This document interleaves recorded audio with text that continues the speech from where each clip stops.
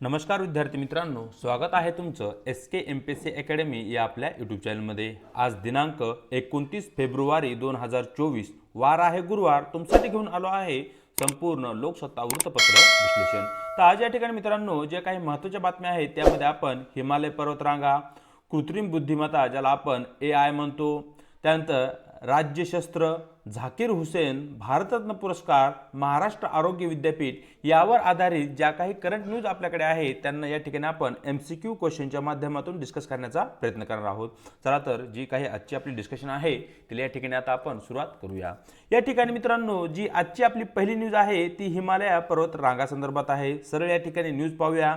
उद्या गारपिटीची शक्यता अशा प्रकारची न्यूज लोकसत्ता पेज क्रमांक 1 वर तुम्हाला दिसून जाईल। मागच्या काही दिवसापासून महाराष्ट्र आणि देशाच्या काही राज्यांमध्ये या ठिकाणी मोठ्या प्रमाणावर अवकाळी पावसाचं संकट या ठिकाणी दिसत आहे आणि त्या संदर्भात ती न्यूज त्या ठिकाणी देण्यात आली आहे। या ठिकाणी जो काही आपला महाराष्ट्र आहे किंवा आपला देशाचा जो काही एकूण भौगोलिक भाग आहे त्या भागावर या ठिकाणी आपण सरळ या ठिकाणी क्वेश्चन घेतलेला आहे। या ठिकाणी जो काही क्वेश्चन येतो तो डायरेक्टली न बनता इनडायरेक्टली बनतो, कारण आयोग एका न्यूजचा संदर्भ घेऊन त्या न्यूजला धरून क्वेश्चन बनवू शकते। मग तशा प्रकारचा माइंडसेट आपला सुद्धा असला पाहिजे आणि त्याच प्रकारे आपण या ठिकाणी क्वेश्चन फ्रेम करण्याची तयारी करत आहोत। चला तर जो काही आपला प्रश्न आहे तो प्रश्न पाहूया। हिमालय पर्वतरांगा संदर्भात खालील विधाने विचारात घ्या अशा प्रकारचा मित्रांनो या ठिकाणी आपला प्रश्न आहे। त्या ठिकाणी विधान 1 पाहूया। हिमालय आपल्या देशाला मध्य आशियातून थंड आणि कोरड्या वाऱ्यापासून वाचवते अशा प्रकारचे विधान 1 आपल्याकडे आहे। विधान 2, हिंद महासागरातील मान्सून वाऱ्यांना उत्तरेकडे देशामध्ये जाण्यापासून रोखतात आणि उत्तर भारतात मुसळधार पाऊस पडतो। या ठिकाणी विधान क्रमांक 3, अनेक नद्यांचे स्रोत हिमालय पर्वतरांगामध्ये आहेत अशा प्रकारचे मित्रांनो आपल्याकडे 3 विधाने आहेत। तर या ठिकाणी विधान क्रमांक 1 अगदी बरोबर आहे, विधान क्रमांक 2 अगदी बरोबर आणि विधान क्रमांक 3 ही अगदी बरोबर आहे मित्रांनो। परिणामी या ठिकाणी आपले योग्य उत्तर राहील वरील सर्व विधाने बरोबर आहेत। तर या ठिकाणी प्रश्न क्रमांक 1 चे योग्य उत्तर राहील पर्याय डी। तर या ठिकाणी जे काही आपले स्टेटमेंट आहे ते स्टेटमेंट समजणं आपल्यासाठी महत्त्वाचे आहे। या ठिकाणी हा जो उत्तरेचा भाग दिसतोय हा जो पट्टा, या पट्ट्यामध्ये आपल्याला खास करून हिमालयाच्या 3 पर्वत रांगा दिसतात, ज्यामध्ये बृहद हिमालय, मध्य हिमालय आणि शिवालिक हिमालयाचा जो काही भाग आहे तो भाग येतो।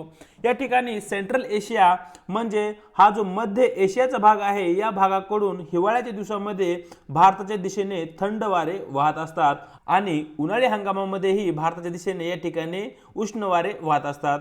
परिणामी या ठिकाणी भारत आणि हा जो सेंट्रल एशिया आहे याच्यामध्ये हिमालय इस्टॅब्लिश असल्यामुळे, हिमालयाची निर्मिती झाल्यामुळे थंड आणि उष्ण जे काही वारे येते त्यापासून भारताचे संरक्षण होते अशा प्रकारचं मित्रांनो आपलं पहिलं विधान होतं।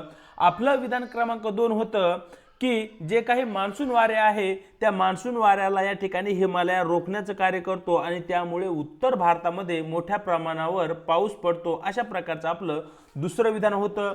तर या ठिकाणी पहा, जो काही मान्सूनच्या वारे आहे ते अशा प्रकारे भारताच्या दिशेने येते, ज्यामध्ये एक ब्रँच असते किंवा एक शाखा असते, तिला आपण अरेबियन सी म्हणजे अरेबियन सागरावरून येणारी जे काही वारे आहे त्याला आपण अरेबियन सी ब्रँच असे म्हणते।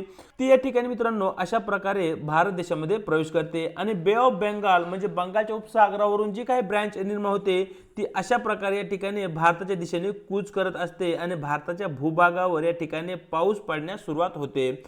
पुढे या ठिकाणी हिमालय आडवा येतो। मग यानंतर या ज्या शाखा आहेत, वाऱ्याची दिशा आहे ती अशा प्रकारे टर्न होऊन बदलून ती पुढे जो काही गंगेचा मैदानी प्रदेश आहे किंवा उत्तर प्रदेश, बिहार हा जो भाग आहे या भागामध्ये, पंजाब, हरियाणा या भागामध्ये जो पाऊस आहे तो पडतो। या ठिकाणी हिमालय या वाऱ्यांना रोखतो, परिणामी या वाऱ्यांची दिशा बदलते आणि ती उत्तर भारताच्या दिशेने होते।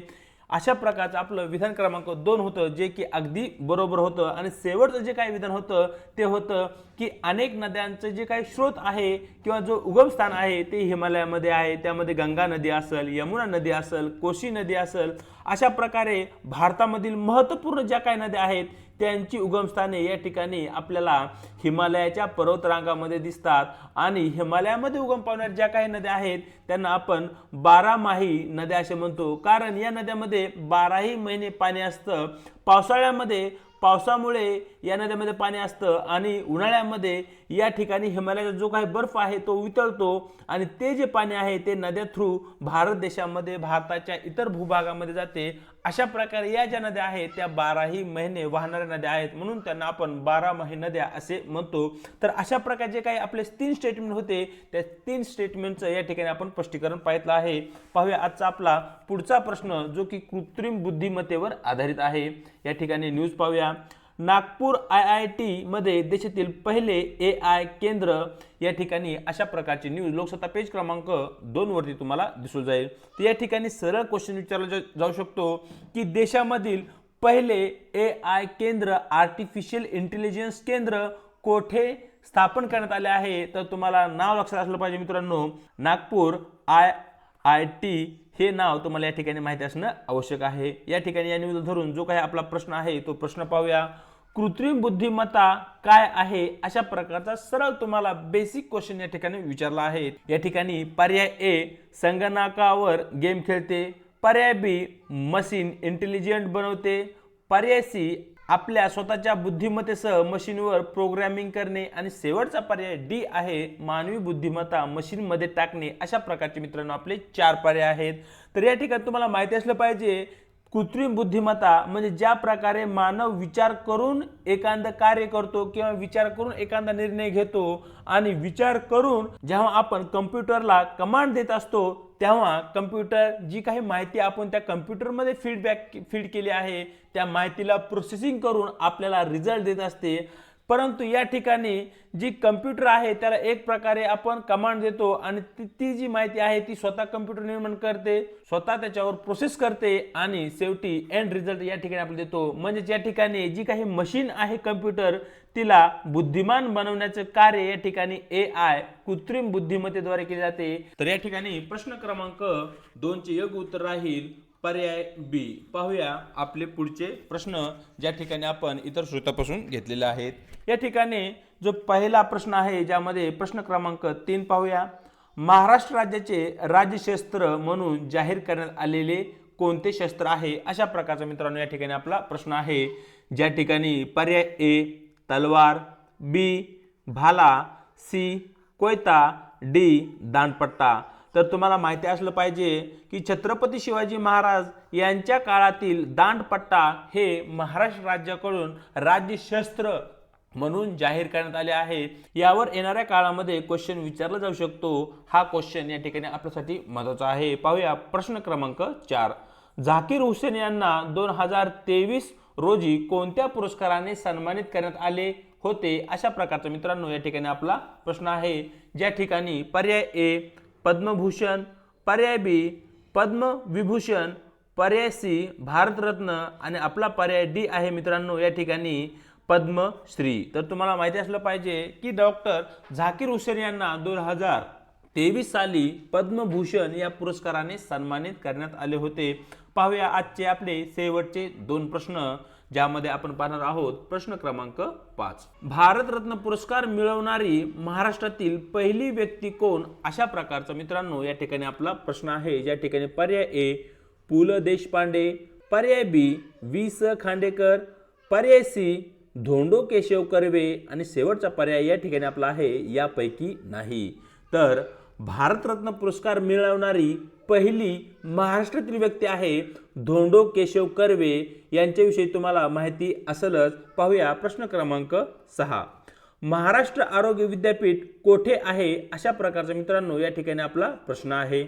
या ठिकाणी आपले पर्याय आहेत। पर्याय पाहूया। पर्याय A नागपूर, पर्याय B नाशिक, पर्याय C आपल्याकडे आहे मुंबई आणि शेवटचा पर्याय आपल्याकडे पुणे D आहे मित्रांनो। तर मित्रांनो तुम्हाला माहिती असलं पाहिजे की महाराष्ट्र आरोग्य विद्यापीठ हे नाशिक या ठिकाणी आहे आणि हा जो प्रश्न आहे तो आपल्यासाठी महत्त्वाचा आहे, तोही तुम्हाला या ठिकाणी नोट डाऊन करून घ्यायचा आहे। तर अशा प्रकारे मित्रांनो दिनांक 29 फेब्रुवारीचं जे काही आपलं महत्त्वपूर्ण वृत्तपत्र डिस्कशन आहे ते या ठिकाणी आपण पूर्ण केलं आहे। चॅनलवरती जर नवीन असाल तर चॅनलला लाईक, शेअर आणि न विसरता या ठिकाणी सबस्क्राईब करायला विसरू नका। त्याचबरोबर व्हिडिओच्या डिस्क्रिप्शन बॉक्समध्ये देण्यात आलेली आपल्या टेलिग्राम चॅनलची काय लिंक आहे त्या ठिकाणी तुम्हाला आपले टेलिग्राम चॅनल ही जॉईन करायचे आहे।